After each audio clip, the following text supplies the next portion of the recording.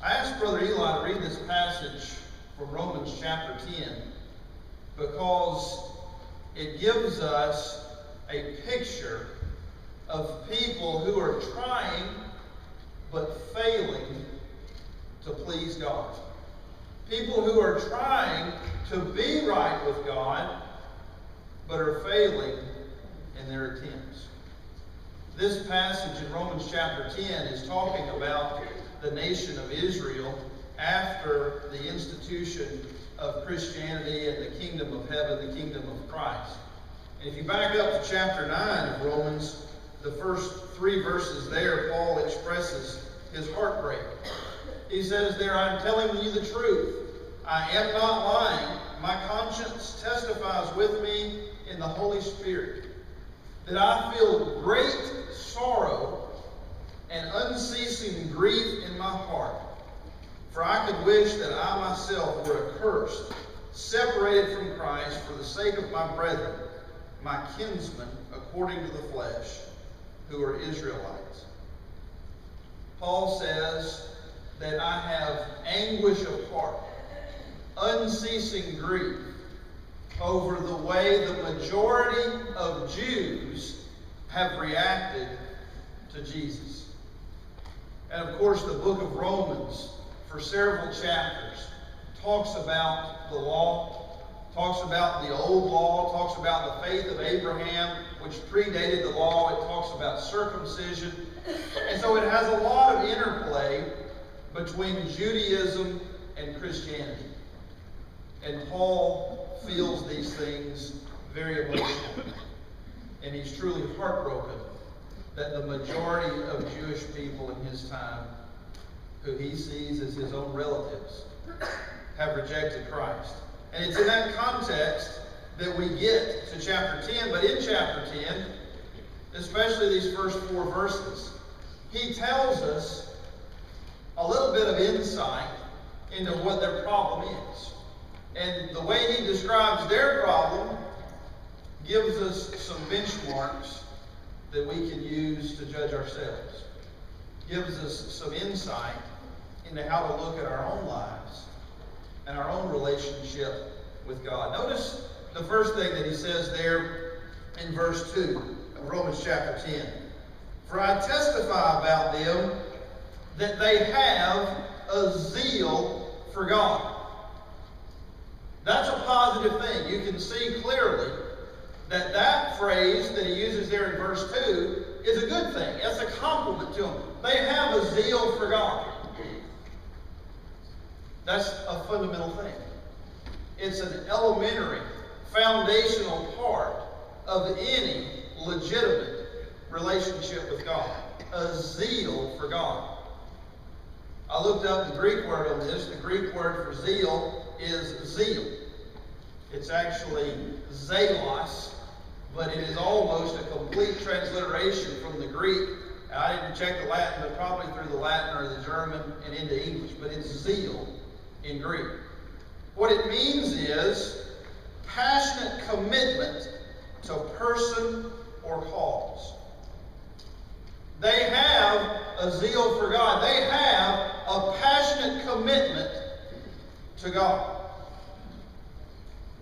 We have zeal. Most people that I know have zeal, but they don't all have a zeal for God. I sometimes worry, not knowing, not able to judge, but I sometimes worry that even people who frequent worship assemblies lack a true zeal for God. We see zeal in other areas. We see zeal all over. I saw a story a couple of days ago about people running the grocery stores and the Home Depot stores, the home improvement stores, just buying the shelves bare because of the storm that was coming. That's zeal. That's zeal for survival. That's zeal for life. Zeal for your property. Zeal for safety. And it has evidence. You can see it. It's obvious. About a week ago, there were 2 shootings and another fight at a football game in California. And from what I heard, everybody who was in any of those fights were wearing the jerseys or the team colors of one team, and they were fighting against people wearing the jerseys or the team colors of the other team. And they have a zeal for their teams. And you can go to games, or you can watch TV and you see people paint their face. Sometimes they paint their whole upper body to proclaim their zeal for their team. We have zeal for money. I know people who go around and check their stocks half a dozen times a day. We have zeal for society. I know people who check Facebook 24 times a day. We have zeal for all types of things. I know people who spend days planning out where they're going to put their deer stand. That's zeal. It's a passionate commitment. But notice what he says at the very beginning of verse 2. For I testify about them. The people who know you best, the people who see your life most closely, when they are called to testify about you, what's the evidence of your zeal? There is evidence about your passion. There is evidence about what you are passionately committed to. What does that evidence say? When they give their testimony, what will it be? Will it be how good you were at shopping on the day after Thanksgiving? How many deer heads are hanging on your wall?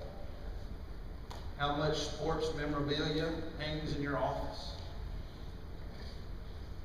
Or is it, as he describes the Jews, a zeal for God? Philippians 3, verse 7, Paul explains his own zeal. He says, whatever things were gained to me, those things I have counted as loss for the sake of Christ. More than that, I count all things to be lost in view of the surpassing value of knowing Jesus Christ, my Lord, for whom I have suffered the loss of all things, and count them but rubbish, so that I may gain Christ. Paul says, in comparison to Christ, in comparison to knowing Jesus, everything in my life is garbage. I'll wad it up and throw it in the trash because it has no meaning in comparison to knowing Christ. Can you see zeal in his life? Imprisoned, beaten, flogged, run out of town, stoned, persecuted. You see evidence of his zeal. And his companions would testify about his zeal for God. Psalm 42, verse 1. As the deer pants for the water, so my soul pants for you. When an animal or a person gets thirsty, gets truly thirsty, and they smell water, and they start to breathe heavy, and they start to run toward it. That's how the psalmist describes his passion for God. His passion for his relationship with God, his closeness with God. Zeal is active. Jesus had zeal. John 2:17 says his disciples remembered that it was written, zeal for your house will consume me. That was right after he cleaned out the temple, turned over the money changers' tables, and ran out all the animals. Zeal for your house. Zeal always is accompanied by action. It's always accompanied by activity. And it's evident. It's obvious. That's why Paul could testify about the Israelites, about the Jews. It's also contagious. 2 Corinthians 9, verse 2, talking about the Christians giving money for the collection for the saints in Jerusalem. He says, "For I know your readiness, of which I boast about you to the Macedonians, namely that Achaia has been prepared since last year." Notice this. "And your zeal has stirred up most of them." You get around a person who's passionate about football and they talk about football, it'll get you interested in football, at least a little bit. Or you get around a person who's passionate about whatever they talk about it, and it gets you interested in it, at least for a little bit of time. That's the effect of zeal, and it's one of God's designs for Christianity, for our passion to be communicated, to be seen, and to be contagious. But it requires a zeal for God.